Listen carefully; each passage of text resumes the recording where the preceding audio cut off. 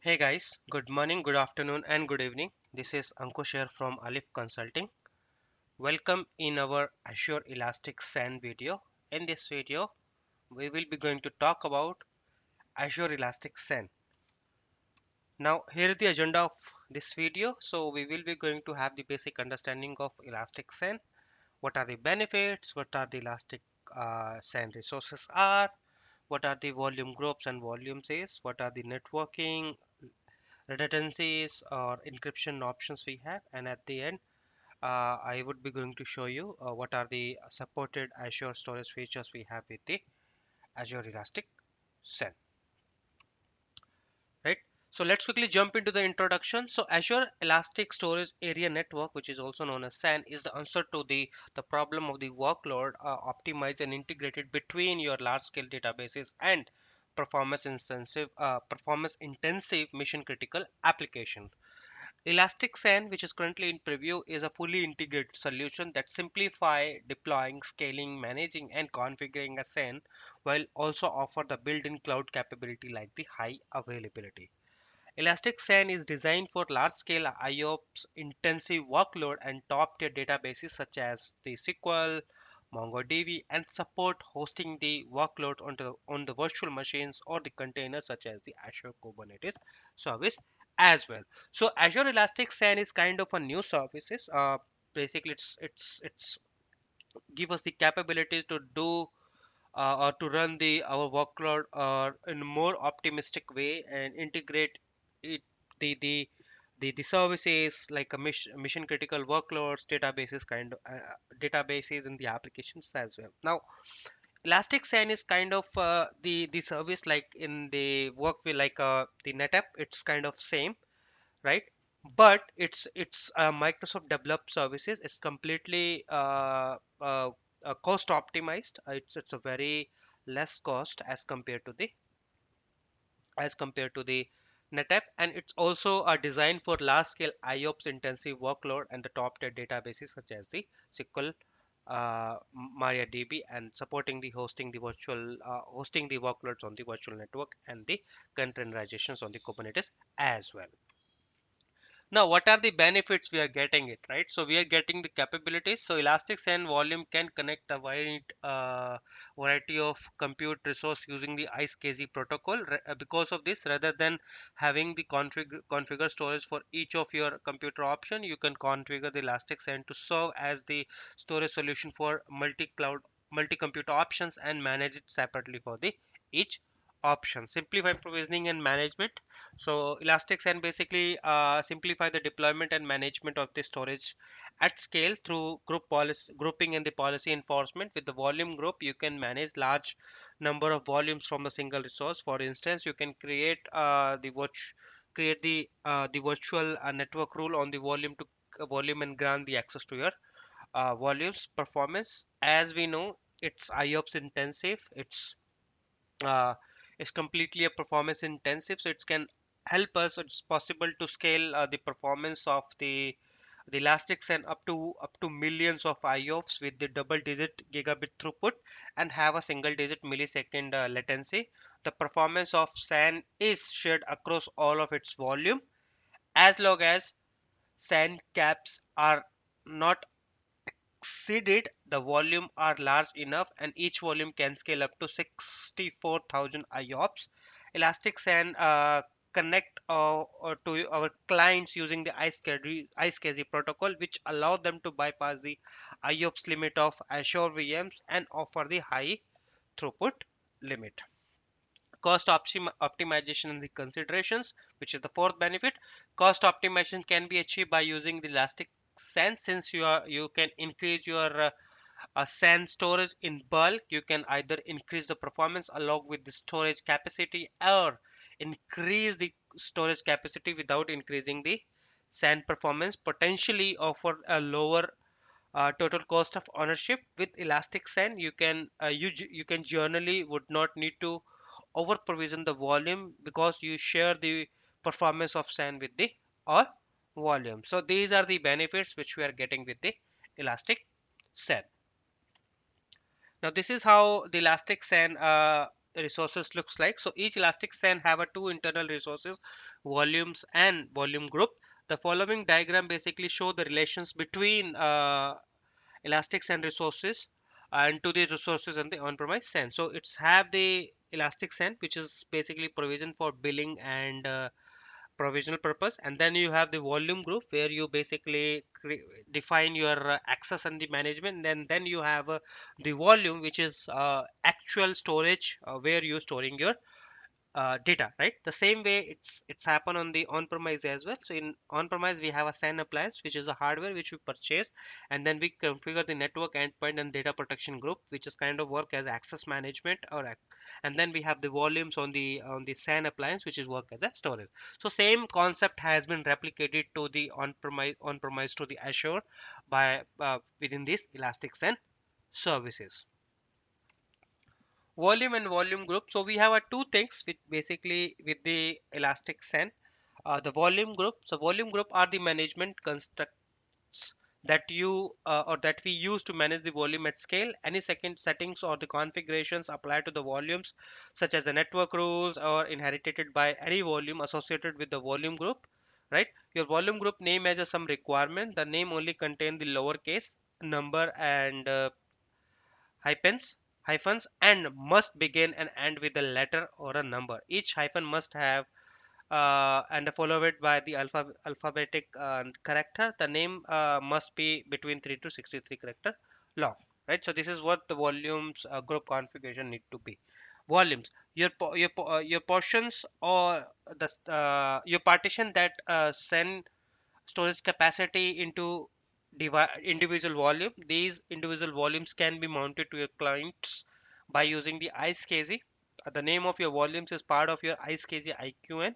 The name may contain the lowercase numbers, hyphens, or underscores, or must begin or end with a letter or number.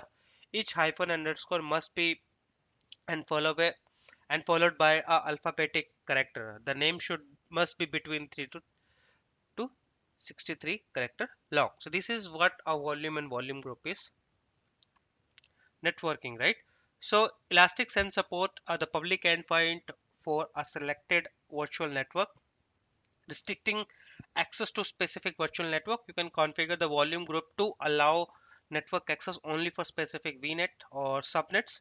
Once a volume group is configured to allow the access from the subnet, this configuration is inherited to all the volumes belonging into the volume group. You can then mount the volumes to any of the client into subnet with the using the iSCSI protocol.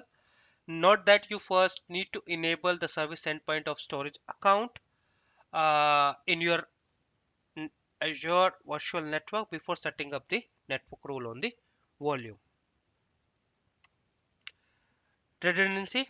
So we do have a redundancy options into the Elastic SAN. So we have a LRS or ZRS. With LRS, it's going to store 3 times within the Azure storage cluster, and it's going to be stored into the same location, which means it provides us the hardware level of failure. So if any hardware failures happen, it would going to allow us to have the data access from the another copy.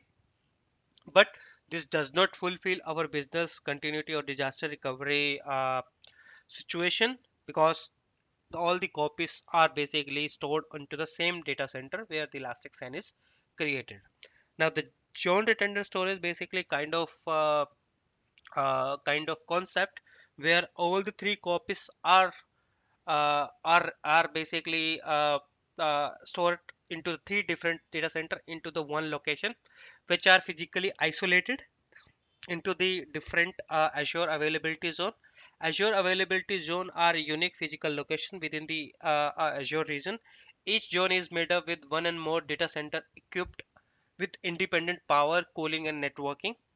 A write request to a storage that is using the JETRs happen synchronously.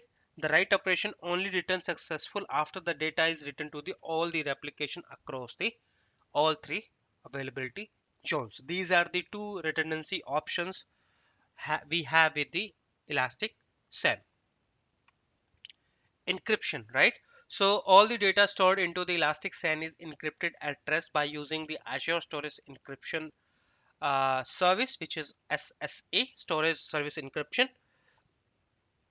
Storage service encryption works seamlessly to the BitLocker on the Windows. Data is encrypted. Uh, the files at the file level. SSC protect your data and to help you to meet your organization security and compliance commitments.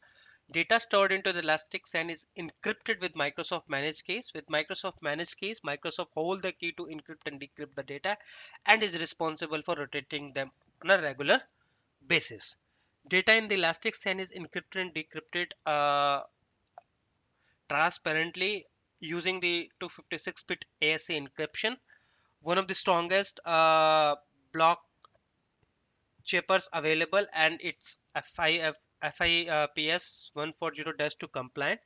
Encryption is enabled for all the Elastic SAN and cannot be disabled because your data is secure by default. You would not need to modify your code or application to take the advantage of SSE. There is a no extra cost for the SSE. So these are the encryptions options or the encryption setting we have.